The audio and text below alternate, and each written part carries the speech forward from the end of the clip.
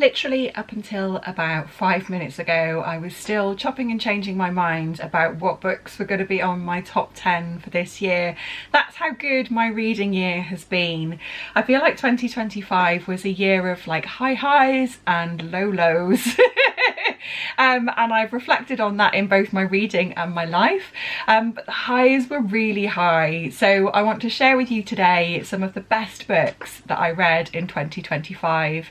Now, it wouldn't be a top 10 video without some honourable mentions, so I'm just going to pop on the screen here some of the books that I really loved and really deliberated over but didn't quite make my top 10.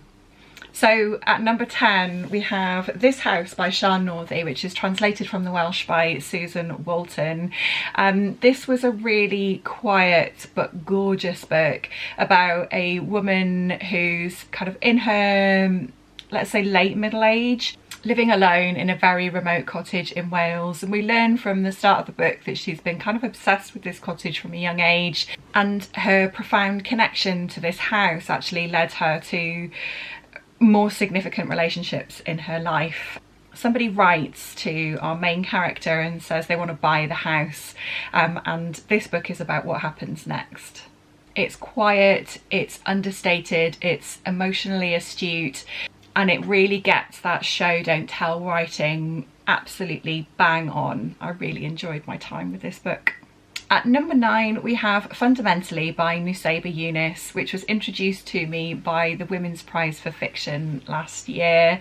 I think objectively this isn't like the best book, but I just had such a good time with it. This book was funny, it was poignant, it was challenging, it was light-hearted, it was serious, it was all of the good things rolled into one and done really, really well. If you haven't heard what this book is about yet, it's about our main character who travels to help to rehabilitate ISIS brides.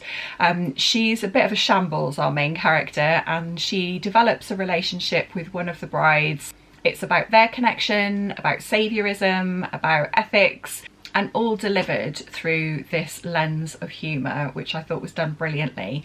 I listened to this on audiobook and cannot recommend that enough. The narrator was absolutely fantastic. She did the accents absolutely brilliantly. They weren't hammy at all, and her comic timing was absolutely bang on. I absolutely loved my reading experience of this book.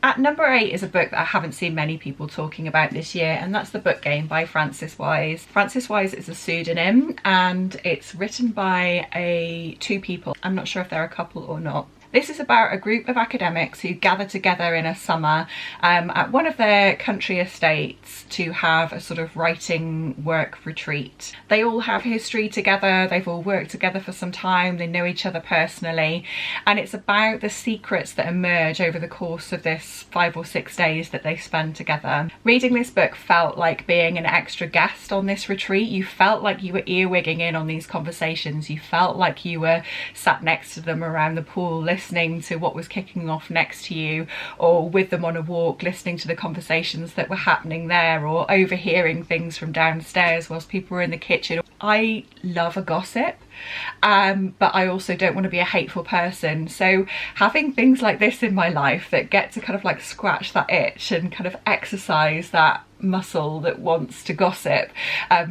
are just delicious to me, and that's exactly what this book delivered. It was just a really good time.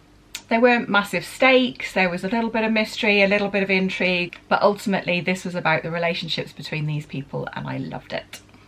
Next up I have West by Caris Davis. Caris Davis is fast becoming a favourite author. Set in the Wild West, our main character decides to leave behind his daughter with his sister and embark on an adventure in search of something. It's really hard to describe this book without giving spoilers, so that's about as much of the plot as I can summarise. But suffice to say, this was an incredible read. Caris Davis is the absolute queen of short fiction. This book, though quite small, spans years of time and somehow manages to do that really well.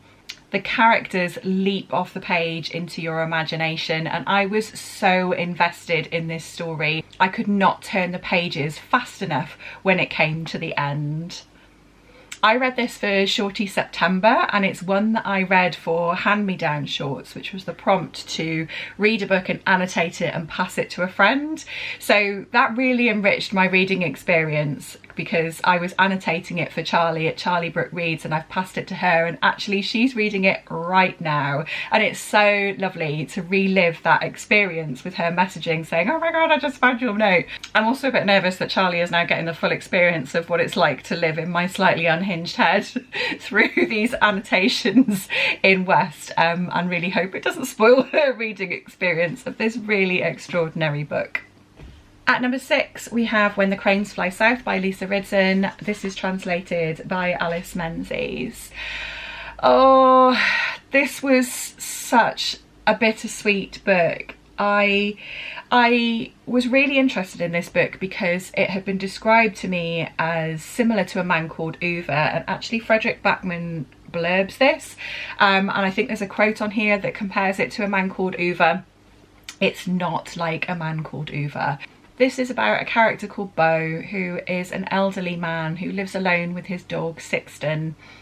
He has carers who visit him every day, and his son who checks in on him, and his son is concerned that he's getting to a point in his life where he's not well enough to look after his dog Sixton, and they may need to rethink whether Sixton should be living with him or should go to a different home.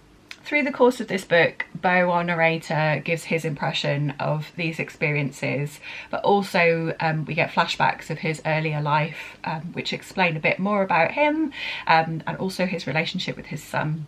We also get at the start of each chapter a brief note, which is a bit like a carer's note, so what the carers would say to his son when they've been to visit, like, he doesn't look like he's eaten today, or I made him a cup of tea when I visited, or I let Sixton out at 6 o'clock and Beau had fish and chips for dinner, or whatever it was. But what these brief notes do is show us that Beau perhaps isn't as well as he thinks he is, and isn't coping as well as he thinks he is.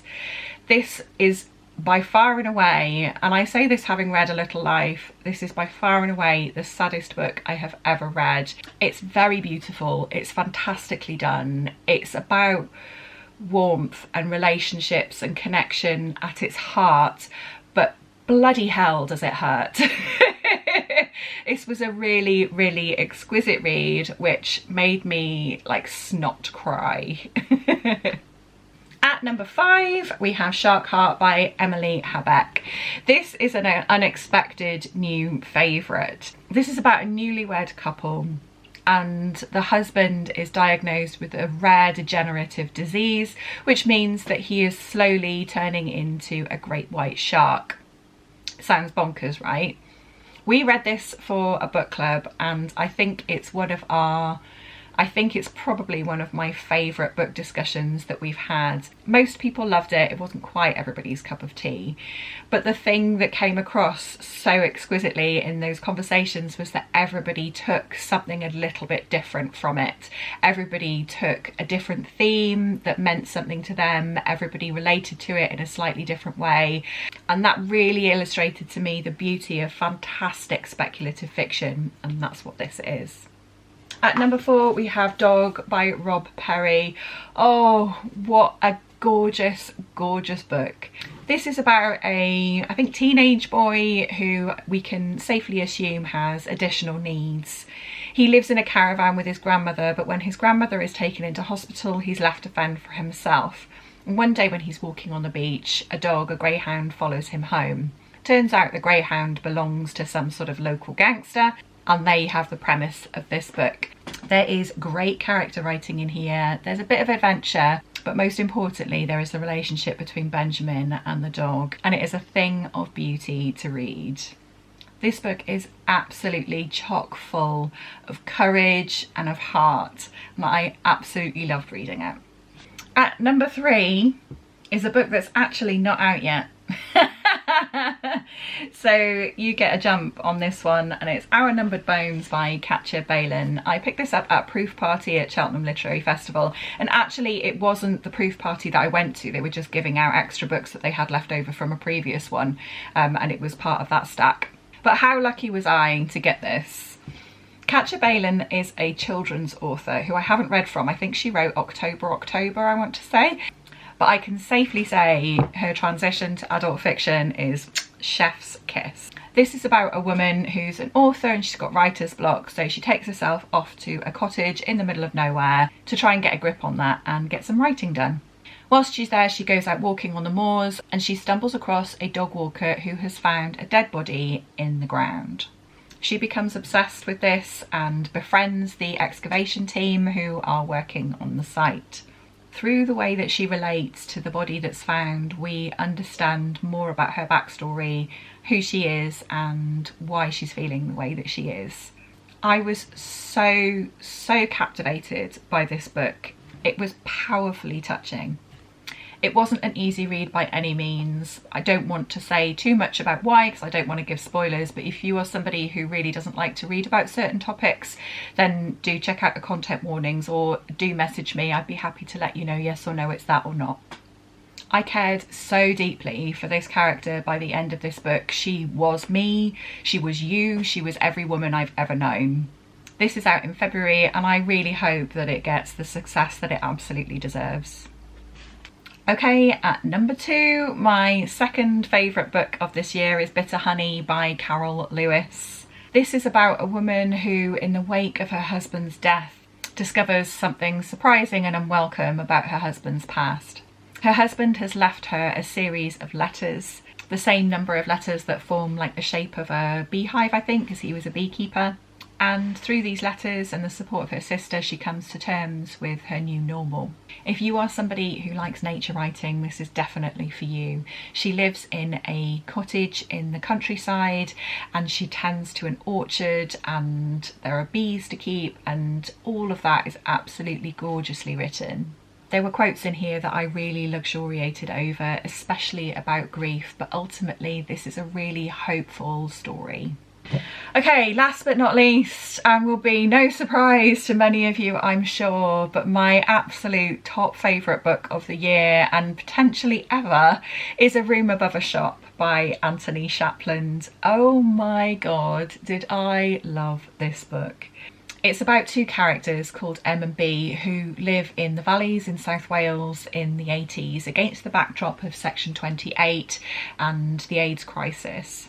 They form a bond and a relationship, but they conduct that relationship in secret, living together in the room above their shop.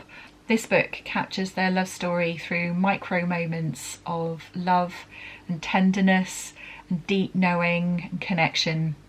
Anthony Shapland has stripped back every superfluous part of this narrative and just delivered us the most exquisite morsels of story. And it's not the big milestones that you might think, it's the most quiet moments. There's a scene where one of them is cutting the other's hair, and I don't think I've ever read anything more intimate and tender.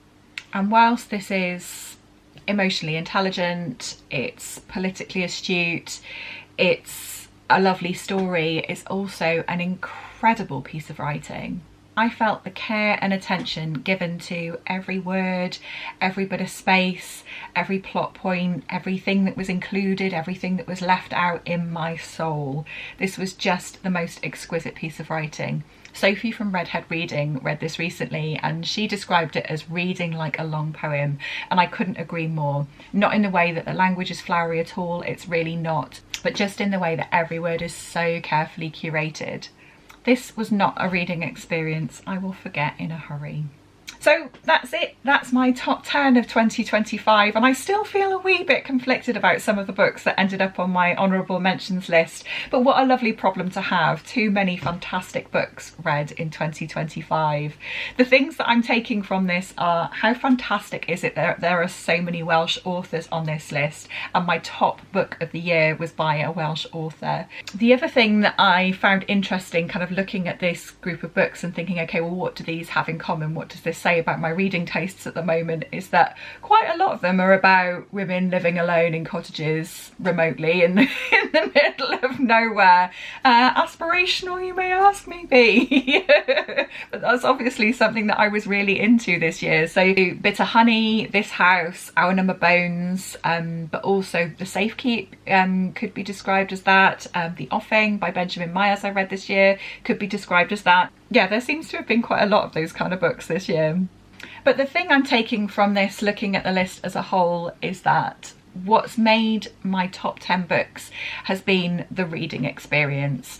It's not just been that they've been good books that I've enjoyed, but they are all books where I really vividly remember where I was when I was reading them, how they made me feel.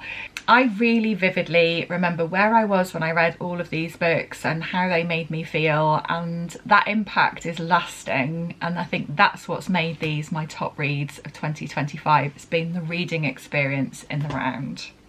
I'd love to know if you've read any of these or if you're interested in reading any of these now, and I'd love to hear what your best book of 2025 was. Thanks so much for watching.